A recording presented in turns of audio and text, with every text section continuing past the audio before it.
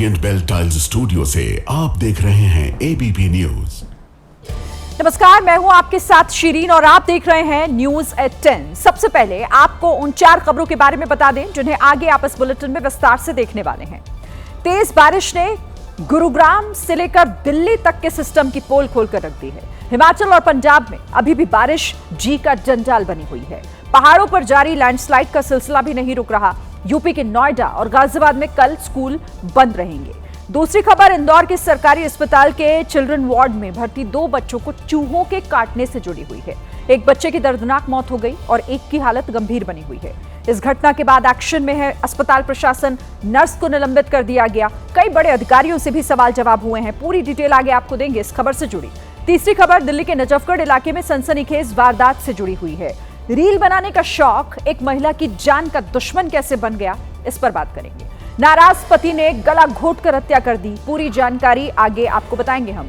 बिहार के भागलपुर में एक युवक का सवाल पूछना बीजेपी के विधायक को पसंद नहीं आया। सवाल पूछने पर विधायक पवन यादव भड़क गए, युवक से धक्का मुक्की करने लगे। तो इन तमाम खबरों पर विस्तार से हर एक जानकारी आप तक पहुंचाएंगे, लेकिन सबसे पहले बात कर लेते हैं बागपत की, जहां रमाला थाना क्षेत्र में मामूली सी बात को लेकर 2 समुदाय आमने सामने आ गए और फिर देखते ही देखते दोनों तरफ से लाठी डंडे चलने लगे। जिसे मिला वो उसी पर टूट पड़ा। किसी ने लाठी से वार किया तो कोई ईंट लेकर दूसरे पर हमला करने के लिए दौड़ा। हिंसक झड़प में कई लड़कियां और महिलाएं भी एक दूसरे पर हमला करती दिखी। दोनों पक्ष काफी देर तक यूं ही लड़ते रहे। मौके पर पुलिस के पहुंचने के बाद मामला शांत हुआ। वहीं मारपीट में दोनों पक्षों की 4 महिलाएं समेत 15 लोग घायल हो गए, जबकि 2 दारोगा समेत 4 पुलिसकर्मियों को भी चोट आई। बताया जा रहा है कि एक पक्ष की लड़की सुबह के वक्त कूड़ा डालने जा रही थी तो कुछ कूड़ा दूसरे पक्ष के घर के सामने गिर गया और इसी को लेकर मारपीट हो गई। अब अगली खबर सिस्टम की लापरवाही से जुड़ी हुई। कर्नाटक के उडुपी में एक दर्दनाक सड़क हादसा हुआ, जहां सड़क पर बने हुए गड्ढे की वजह से एक बाइक सवार का बैलेंस बिगड़ा और वो ट्रक के नीचे आ गया। हादसे में बाइक सवार की मौत हो गई है। ये उसी हादसे का डराने वाला सीसीटीवी फुटेज है। युवक की बाइक ड्रेनेज मैनहोल के गड्ढे से टकराई, उसका बैलेंस बिगड़ा और वो ट्रक के नीचे आ गया। हादसे के बाद ट्रक युवक को काफी देर तक घसीटता चला गया। युवक ने हेलमेट भी नहीं पहन रखा था और वो पूरी तरह से ट्रक के बीच वाले पहियों के नीचे आ गया। यहाँ गलती ना ट्रक ड्राइवर की दिखती है ना बाइक सवार की, बल्कि सिस्टम के गड्ढे ने उस युवक को मार डाला। देश के सबसे साफ शहर का खिताब रखने वाले इंदौर से एक ऐसा वीडियो सामने आया जिसे देखकर आपके रोंगटे खड़े हो जाएंगे। इंदौर के एक अस्पताल में चूहों ने 2 बच्चों को काट लिया, जिसमें से एक बच्चे की मौत हो गई, जबकि दूसरा जिंदगी और मौत से जंग लड़ रहा है। लापरवाही की हदें पार करती इन तस्वीरों को देखिए। यह अस्पताल का कोई गोदाम नहीं बल्कि सबसे संवेदनशील शिशु वार्ड है।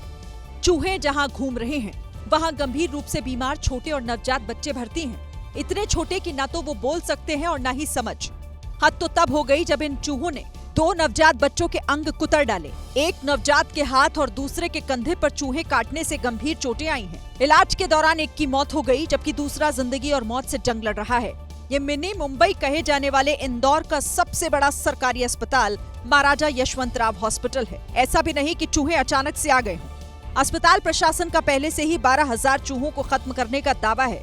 सरकारी खजाने से 10,000 का बिल भी पास हो चुका है, लेकिन फिर भी अस्पताल 2 नवजातों को चूहों से बचा नहीं पाया। इस घटना के बाद इंदौर से भोपाल तक सरकारी महकमे में हड़कंप मच गया है। फटाफट एक्शन का दौर शुरू हुआ। अस्पताल के डीन ने ड्यूटी पर तैनात नर्स को निलंबित कर दिया। साथ ही नर्सिंग अधीक्षक को भी हटा दिया गया है। अस्पताल के एचओडी को कारण बताओ नोटिस जारी किया गया है, जबकि चूहों को अस्पताल से दूर रखने के लिए जिम्मेदार पेस्ट कंट्रोल कंपनी पर 1 लाख का जुर्माना लगाया गया है।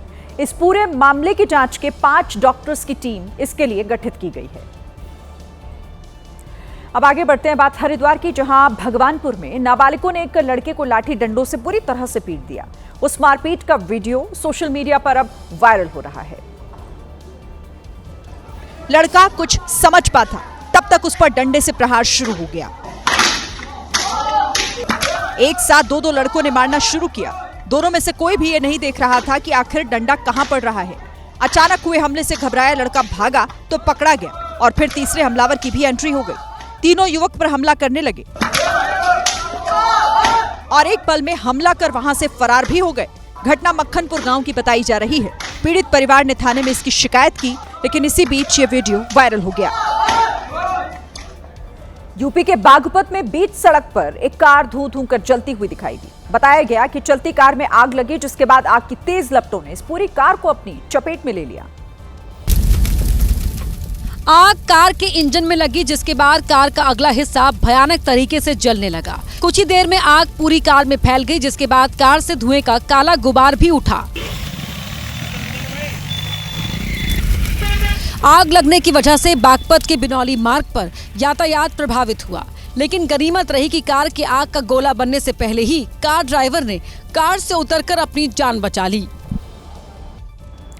रुद्रप्रयाग में केदारनाथ यात्रा मार्ग पर सोन नदी के कटाव के चलते पार्किंग का बड़ा हिस्सा कई फीट तक धंस गया, जिससे वहां पर खड़ी हुई 2 गाड़ियां उसमें समा गईं।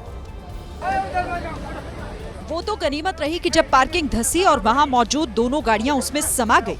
उस वक्त दोनों गाड़ियों में कोई मौजूद नहीं था, नहीं तो सोचिए कितना बड़ा हादसा हो जाता, क्योंकि पार्किंग का एक हिस्सा इतना ज्यादा धंस गया कि दोनों गाड़ियां पूरी की पूरी गड्ढे में समा गई।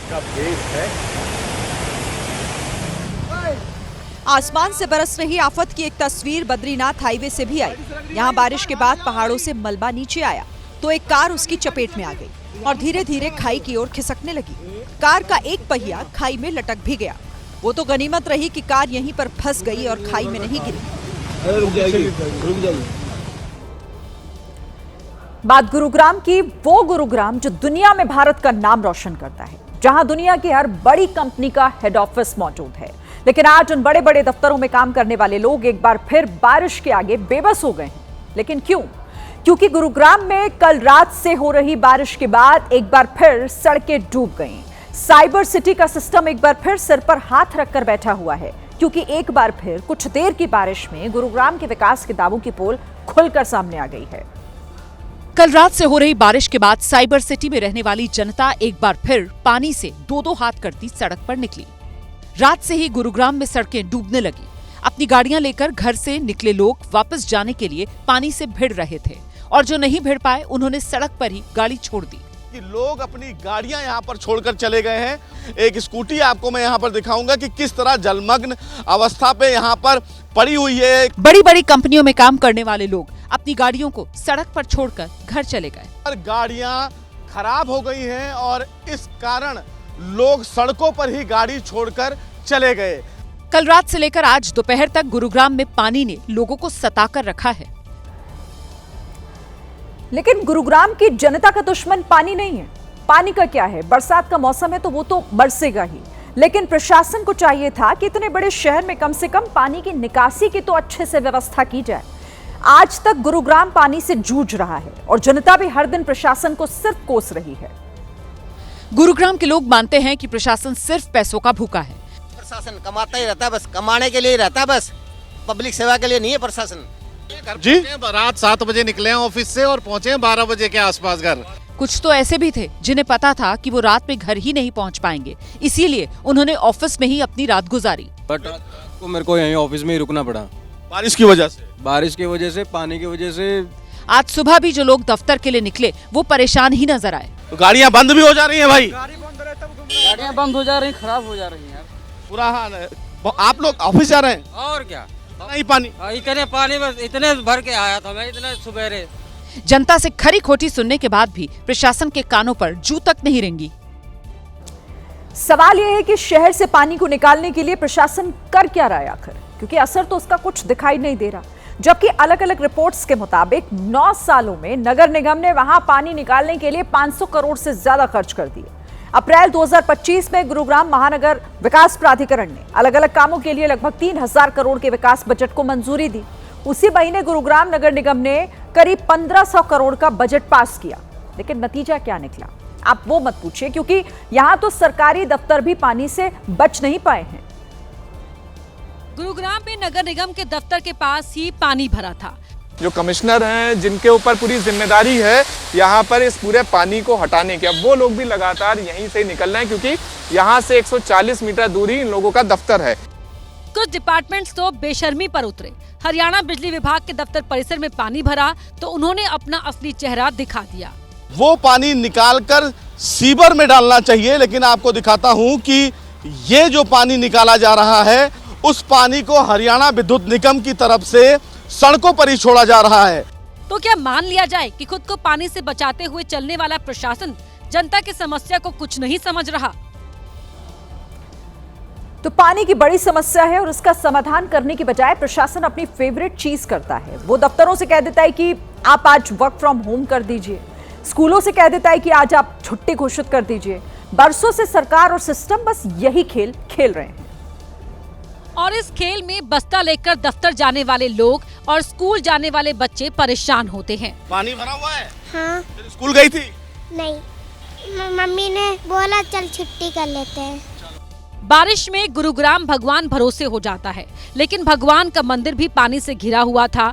गुरुग्राम में शीतला माता मंदिर के पास नदी जैसा बहाव मिला, जिसमें कई लोग गिरने भी लगे थे।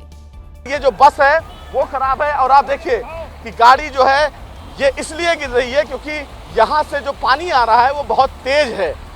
सिस्टम और सरकार की अनदेखी से देश की cyber city, auto hub, IT की बड़ी बड़ी कंपनियों का गढ़ गुरुग्राम एक बार फिर बदनाम हुआ है। आसमान से बरसती आफत न सिर्फ इंसानी जिंदगी पर भारी पड़ रही है बल्कि जंगली जानवरों के लिए भी मुसीबत का सबब बनती दिख रही है। उत्तराखंड के रामनगर से कुछ ऐसी तस्वीरें सामने आई हैं। यहाँ बाढ़ और बारिश से परेशान हो चुका हिरणों का एक झुंड नदी के तेज बहाव को पार करता दिखाई दिया, लेकिन पानी का बहाव इतना तेज था कि कुछ पल के लिए हिरण भी सहम गए। हालांकि वो धीरे धीरे पानी के बहाव की ओर बढ़ते रहे और जैसे ही एक हिरण पानी की तेज धारा के करीब पहुंचा वो बहने लगा। हालांकि कुछ ही सेकंड में वो पानी की धारा में तैरता हुआ दिखाई दिया। पंजाब के जालंधर में सतलुज नदी के बांध का जायजा लेने पहुंची स्थानीय विधायक बीबी इंद्रजीत कौर के सामने एक किसान नेता ने इंतजामों पर सवाल उठा दिए तो उनका पारा चढ़ गया और किसान नेता पर ही वो भड़क गईं। निकलो, बहुत हो गया, चलो हो गया थोड़ा, चलो निकलो। तस्वीरें जालंधर के संघोवाल की हैं। यहाँ विधायक बीबी इंद्रजीत कौर मान बांध को मजबूत करने के लिए हो रहे कार्य का जायजा लेने पहुंची थी। इसी दौरान एक किसान नेता उनसे हर साल बनने वाले बाढ़ की स्थिति को लेकर सवाल पूछ रहा था। सानू पता हर साल हड़ आने जी, एक साल नहीं दूसरा आने असं जेडे इन्हां दा मेंटेनेंस पहला क्यों नहीं कर रहे? किसान नेता के इसी सवाल पर विधायक इंद्रजीत कौर भड़क गयी। मैं थोड़े नाल मत्था नहीं लाना, इत्थे सारा काम पिछले 2 साल तो तुसी की करना है, ਅਸੀਂ कर रहे हैं कुछ भी नहीं कर रहे, की नहीं कर रहे, चलो तुसी जाके अपनी रोटियां सेको। इसके बाद बीबी इंद्रजीत कौर बांध की दूसरी तरफ बढ़ गई। फिर कैमरे को देखकर अपने समर्थकों को किसान नेता को वहां से हटाने के लिए कहने लगी। इस दौरान उन्होंने किसान नेता को दलाल तक कह दिया। हरियाणा के यमुनानगर में 2 लड़कों ने लकड़ी के लिए जान दांव पर लगा दी। बताया गया कि दोनों लड़के नदी के पानी में पहाड़ों से बहकर आ रही लकड़ियों को लूटने की कोशिश कर रहे थे, लेकिन यमुना की तेज धार की चपेट में आकर बह गए। पहाड़ों पर हुई मूसलाधार बरसात के बाद यमुनानगर में यमुना पूरे उफान पर है। पहाड़ों से उतर रहा पानी अपने साथ जंगल की कीमती लकड़ियां बहाकर ला रहा है। यमुनानगर में कई लोग नदी में बहकर आई लकड़ियों को लूटते दिखाई दिए। लकड़ी के भारी भरकम लट्ठों को पकड़ने के चक्कर में कई लोग सैलाब से जूझते दिखे। पानी का बहाव इतना तेज था कि कई बार लकड़ी का लट्ठा उनके हाथ से फिसल गया। इसी दौरान 2 लड़कों का संतुलन बिगड़ा और वो गहरे पानी में चले गए। लोगों ने काफी कोशिश की लेकिन दोनों को बचाया नहीं जा सका। पुलिस गोताखोरों की मदद से दोनों लड़कों के शवों को ढूंढने में जुटी है, जो यमुना के तेज बहाव में बह गए। उज्जैन में स्टेट बैंक ऑफ इंडिया की महानंदा नगर शाखा पर चोरों ने हाथ साफ कर दिया। चोरों ने ब्रांच से 2 करोड़ रुपए के सोने के जेवर और 8 लाख से ज्यादा की नकदी उड़ा ली। बैंक में लगे सीसीटीवी की फुटेज में 2 चोर बड़े बड़े बैग में जेवरात और नकदी ले जाते दिखे। हालांकि सीसीटीवी में किसी भी चोर का चेहरा साफ नजर नहीं आया। वहीं बैंक प्रबंधन को चोरी की सूचना तब मिली जब सफाई कर्मी बैंक पहुंचे। हैरानी की बात यह कि चोर ताला तोड़कर नहीं बल्कि ताला खोलकर बैंक में दाखिल हुए। ताले खोलकर, चाहे बैंक का मेन गेट हो, चाहे अंदर का जहाँ लॉकर है वहाँ का ताला खुला हुआ, सभी ताले खोलकर यहाँ से गोल्ड की चोरी की गई है। फिलहाल पुलिस ने केस दर्ज कर लिया है, लेकिन अब तक चोरों का कोई सुराग नहीं हाथ लगा है। दिल्ली की सराय रोहिल्ला थाने की टीम को एक बड़ी सफलता हाथ लगी है। पुलिस ने अवैध हथियार बनाने वाली एक फैक्ट्री का खुलासा किया, जहां से बड़ी संख्या में तमंचे और दूसरे हथियार मिले हैं।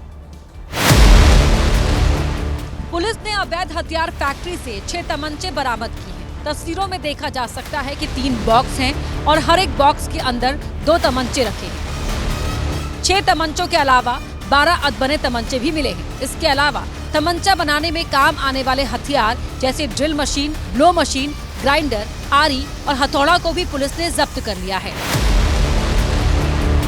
पुलिस को मौके से 6 जिंदा कारतूस और 5 खाली कारतूस भी मिले हैं। जांच में सामने आया कि अवैध हथियार फैक्ट्री चलाने वाले लोग 1200 से अधिक अवैध तमंचे बेच चुके हैं। पुलिस को भनक ना लगे इसलिए ये लोग लोकेशन बदल बदल कर अवैध हथियार फैक्ट्री चला रहे थे। मध्य प्रदेश के खरगोन में एक स्कूल के बाहर जमकर हंगामा हुआ। आरोप है कि टीचर शाहरुख पठान ने तिलक लगाकर और कलावा पहनकर स्कूल आने वाले छात्रों को रोका, जिसके बाद सकल हिंदू समाज के कार्यकर्ताओं ने बवाल काटा। माता की काफी संख्या में कार्यकर्ता स्कूल पहुंचे और वहां हंगामा खड़ा कर दिया।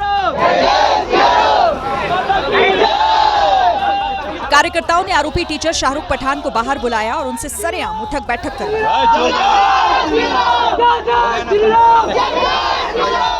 कार्यकर्ताओं ने स्कूल प्रबंधन से आरोपी टीचर को निलंबित करने की मांग की, साथ ही लिखित में माफीनामा देने को कहा। अभी प्रभारी हो, 24 घंटे के अंदर मुझे लिखित में इसको निरस्त चाहिए मुझे। काफी देर तक स्कूल के बाहर हंगामा करने के बाद कार्यकर्ता वहां से चले गए। बिहार के भागलपुर में एक युवक ने विकास योजनाओं को लेकर बीजेपी विधायक पवन यादव से सवाल किया तो वो भड़क गए और वो तुरंत युवक से धक्का मुक्की करने लगे, जिसका वीडियो वायरल हो गया। वायरल वीडियो में दिखाई दिया कि विधायक पवन यादव ने पहले युवक को बातों में उलझाने की कोशिश की। ज्यादा होशियार मत बनो। ये मुख्यमंत्री जी वहाँ से शिलान्यास किए हैं, वो कार्य संपन्न हुआ, बात समझ में आया। लेकिन जैसे ही युवक ने अपने साथी से वीडियो बनाने को कहा, विधायक भड़क गए। विधायक पवन यादव ने युवक के साथ धक्का मुक्की की और धमकाने की कोशिश की तो मौके पर हंगामा जैसी स्थिति बन गई। हालांकि मौके पर मौजूद तमाम लोगों ने स्थिति को संभाला। शंघाई सहयोग संगठन यानी एससीओ के शिखर सम्मेलन में प्रधानमंत्री नरेंद्र मोदी के चीन दौरे की चर्चा न सिर्फ देश बल्कि पूरी दुनिया भर में हो रही है। दुनिया भर के अखबार हो या डिजिटल मीडिया, हर जगह सिर्फ मोदी का ही नाम गूंज रहा है। चीन के सर्च इंजन बाइडू और सोशल मीडिया वीवो पर तो मोदी ने नया कीर्तिमान स्थापित कर दिया है।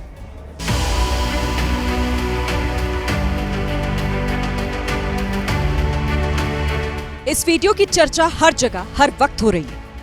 जिस बैठक में शामिल होने के लिए दुनिया भर के देशों के नेता पहुंचे थे, वहां मोदी और पुतिन की मुलाकात की धूम मची है।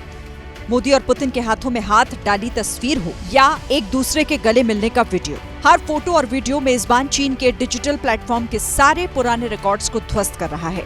खासकर ये वीडियो तो चीन के सोशल मीडिया साइट वीवो पर छा गया है। चीनी डिप्लोमेटिक नंबर वाली इस कार की एक खास मीटिंग #मोदी टेक्स पुतिन्स कार के साथ वेबो पर नंबर 1 पर ट्रेंड कर रहा है। ये वीडियो 1 मिलियन से ज्यादा लोग अब तक चीनी वेबसाइट पर देख चुके हैं। बिहार में कांग्रेस आरजेडी के मंच से मां को गाली दिए जाने के मुद्दे पर प्रधानमंत्री नरेंद्र मोदी ने आज जवाब दिया। इंडिया गठबंधन की वोटर अधिकार यात्रा के दौरान कुछ नेताओं ने मंच पर पीएम मोदी को मां की गाली दी थी, जिस पर निशाना साधते हुए प्रधानमंत्री ने कहा कि विपक्ष के मंच से जो कुछ कहा गया वो हर मां बेटी का अपमान है। बिहार में आरजेडी कांग्रेस के मंच से मेरी मां को गालियां दी गई। ये गालियां सिर्फ मेरी मां का अपमान नहीं है, ये देश की मां, बहन, बेटी का अपमान है। पीएम ने कहा कि मेरी मां अब इस दुनिया में नहीं है, लेकिन बिहार की हर मां, हर बहन से वो अपना दुख शेयर कर रहे हैं। आखिर मैं भी एक बेटा हूं।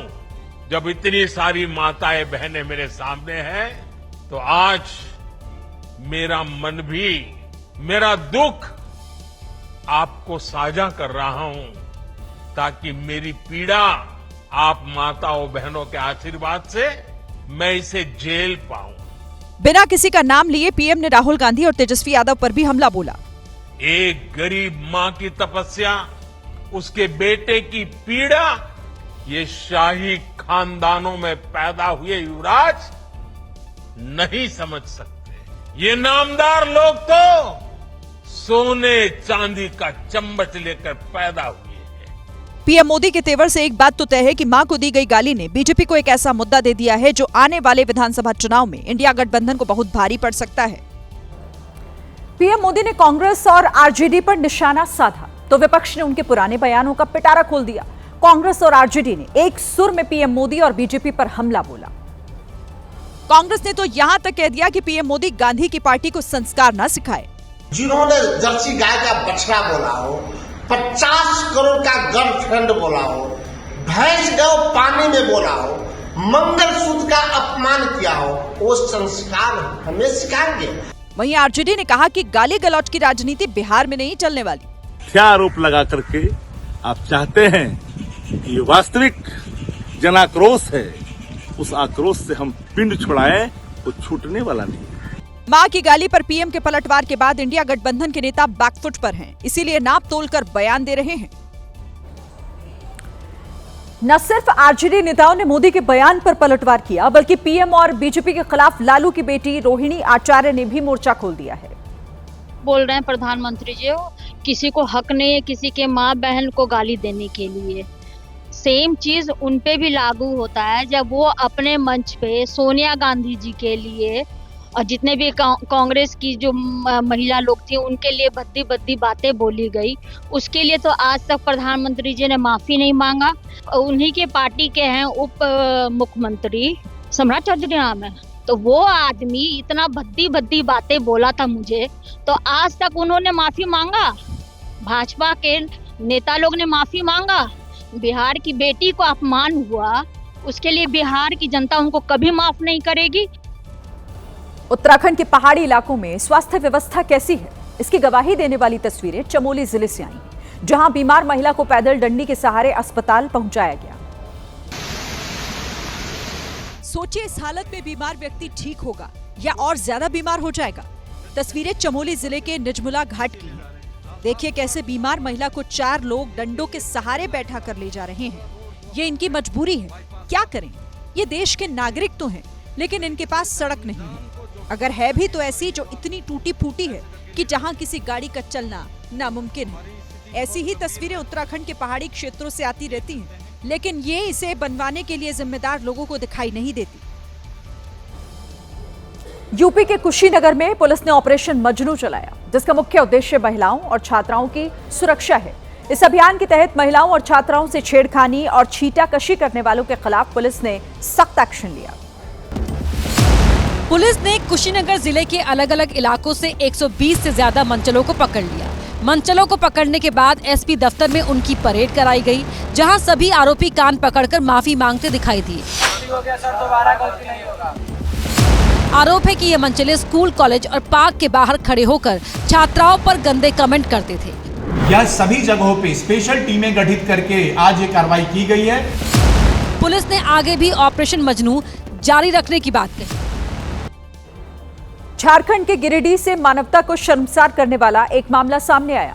यहां लोगों ने एक महिला की पिटाई की, उसके बाल काट दिए और फिर अर्धनग्न कर उसे गांव में घुमाया गया। चोरी के शक में गांव वालों ने महिला को तालिबानी सजा दी। पिपराडीह गांव के लोगों ने महिला के बाल काट दिए और फिर जूते चप्पल की माला पहनाकर अर्धनग्न हालत में पूरे गांव में घुमाया। हैरानी इस बात की है कि महिला के साथ इतनी क्रूरता गांव की महिलाओं ने ही की। जब महिला को जूते चप्पल की माला पहनाकर गांव में घुमाया जा रहा था, तब भी वहां बड़ी संख्या में महिलाएं ही शामिल थीं, जो छड़ी लेकर उस महिला को पीट भी रही थी। पुलिस ने पीड़ित की शिकायत पर 6 महिला समेत 9 लोगों के खिलाफ मामला दर्ज कर लिया है, जिसमें से 3 लोगों की गिरफ्तारी भी हो चुकी है। मध्य प्रदेश के खरगोन पहुंचे पूर्व क्रिकेटर सचिन तेंदुलकर देवी अहिल्याबाई की पालकी यात्रा में शामिल हुए। इस दौरान उनकी पत्नी अंजलि और बेटी सारा भी मौजूद रही। जहां सचिन तेंदुलकर ने पूरे विधि विधान के साथ पालकी की पूजा की। पालकी यात्रा के साथ सचिन तेंदुलकर भगवान श्री राजराजेश्वर और काशी विश्वनाथ मंदिर भी पहुंचे और दर्शन किए। इस दौरान सचिन ने अपनी मां के लिए शिवलिंग लेने की इच्छा जाहिर की, जिसके बाद मंदिर के पुजारी ने उन्हें शिवलिंग भेंट किया। एक दिन पहले सचिन ने महेश्वरी साड़ी निर्माण केंद्र का दौरा कर उनके बनाने के तरीके और इतिहास के बारे में जानकारी ली थी। यूरोपीय देश इटली में बाढ़ से विनाशकारी स्थिति बन गई है। तेज बारिश और बाढ़ की वजह से फ्लोरेंस और पीसा में रेड अलर्ट जारी किया गया। वहां से जो तस्वीरें सामने आई उसमें सड़कों पर सैलाब ही सैलाब दिखा।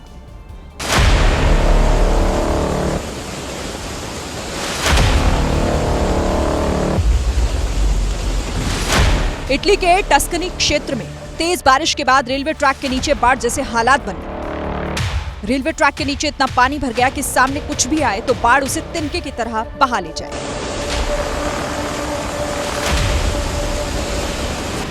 रेलवे ट्रैक के दूसरी तरफ भी सैलाब ने डेरा डाला, लेकिन यहाँ हालात ज्यादा खराब नहीं थे, इसीलिए दूसरी तरफ से आवाजाही जारी रही।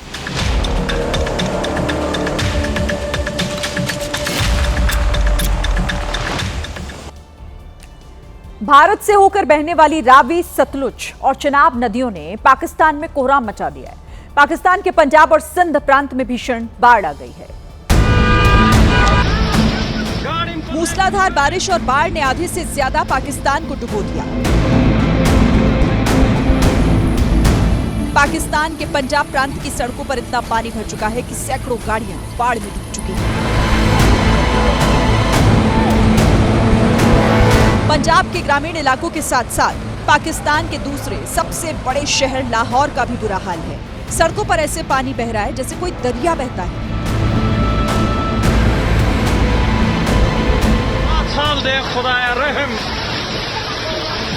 भयंकर बाढ़ की वजह से पाकिस्तान में अब तक 900 लोगों की मौत हो चुकी है। 7 लाख लोगों को सुरक्षित स्थानों पर पहुंचाया जा चुका है, जबकि 25 लाख लोगों को बाढ़ ने सीधे तौर पर प्रभावित किया है। बिहार के पूर्णिया से निर्दलीय सांसद और खुद को कांग्रेस के नेता बताने वाले पप्पू यादव की सोमवार को वोट अधिकार यात्रा के दौरान बड़ी फजीहत हो गई। दरअसल जब पप्पू यादव राहुल गांधी की गाड़ी में सवार होने की कोशिश कर रहे थे तो उन्हें नीचे उतार दिया गया। सामने आई तस्वीरों में नजर आया पप्पू यादव जैसे ही राहुल गांधी की गाड़ी में चढ़े, एक महिला नेता ने उन्हें रोक लिया और उन्हें नीचे उतरने का इशारा करने लगी।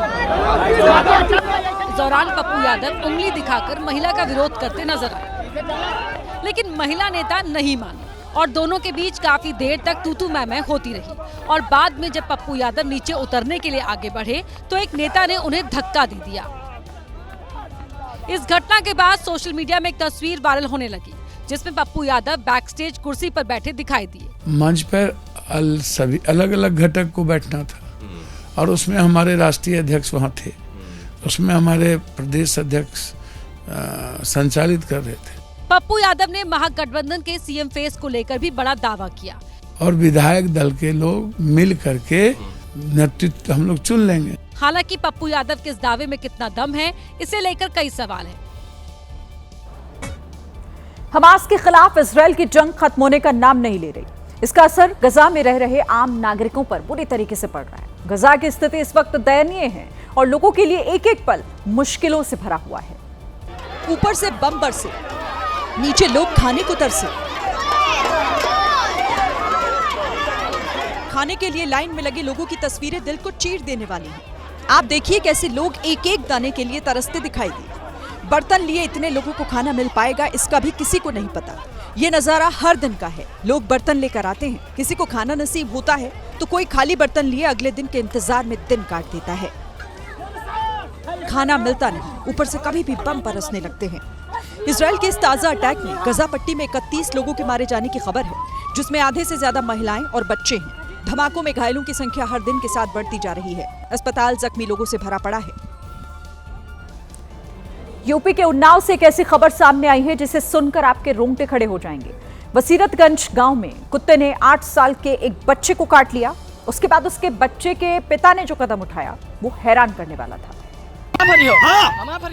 क्योंकि उसने कुत्ते के जबड़े को पकड़ लिया और उसे फाड़ने की कोशिश करने लगा। सबसे पहले उस शख्स ने अपने पैर से कुत्ते की गर्दन दबाई और फिर उसका जबड़ा चीरने लगा। इस बीच वहां मौजूद एक शख्स ने उसे रोकने की कोशिश की तो वो उससे भी उलझ गया। तुम्हारा फाट गला हमारा तुम क्या होते हो? लोगों के काफी समझाने के बाद भी वो नहीं माना। हमारा लड़का काटा हमका दर्द हो रहा, तब तुमका दर्द होता।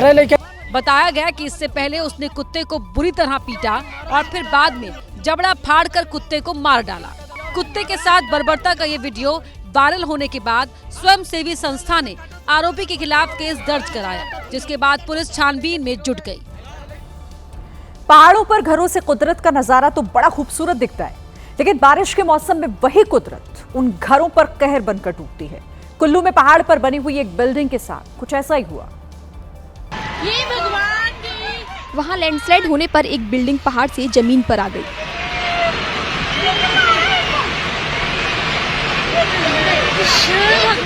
जिस पहाड़ पर वो घर बना था, उसके कमजोर होने पर घर भी जमींदोज हो गया।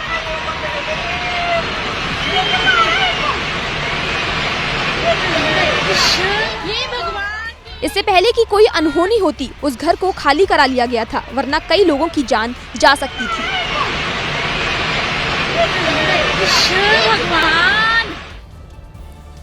हिमाचल प्रदेश के कुल्लू में पहाड़ उस समय दरके जब नीचे से कुछ गाड़ियां निकल रही थी। इस दौरान भयानक लैंडस्लाइड हुआ, जिससे कार सवार लोगों की सांसें अटक गई।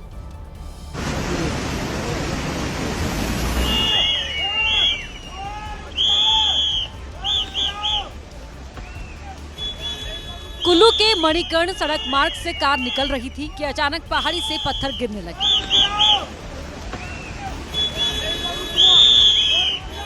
कार वाले की किस्मत अच्छी थी कि कोई चट्टान उसके ऊपर नहीं गिरी और वो तेजी से निकल गया। पीछे से आ रही दूसरी कार लैंडस्लाइड के बीच फंस गई। कार वाले की हालत ऐसी थी कि आगे कुआं पीछे खाई। अब कार वाला जाता तो कहां जाता, इसलिए डरा सहमा कार वाला काफी देर तक गिरते पहाड़ों के बीच खड़ा रहा और जैसे ही पहाड़ से पत्थर गिरने कम हुए, वो भी रफ्तार से निकल गया।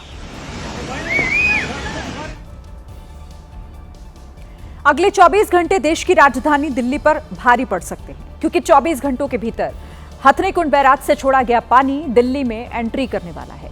इस बीच यहां रुक रुक कर बारिश भी हो रही है और यही वजह है कि दिल्ली में यमुना अब आउट ऑफ कंट्रोल होती दिख रही है। नदी किनारे बनी बस्तियों में लोग अपना घर-बार छोड़कर जा रहे हैं। यहाँ पर यमुना का जो पानी है वो पहुंच गया है। जो यहाँ पर झुग्गियां हैं वो पूरी तरीके से जलमग्न हो चुकी हैं और आप देख सकते हैं कि जो संपर्क मार्ग है वो पूरी तरीके से टूट गया है।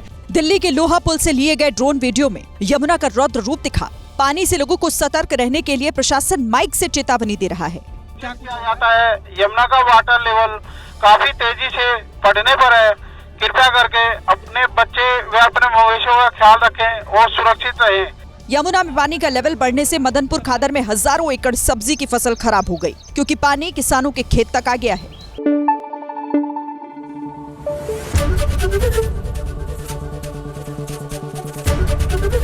एबीपी न्यूज आपको रखे आगे।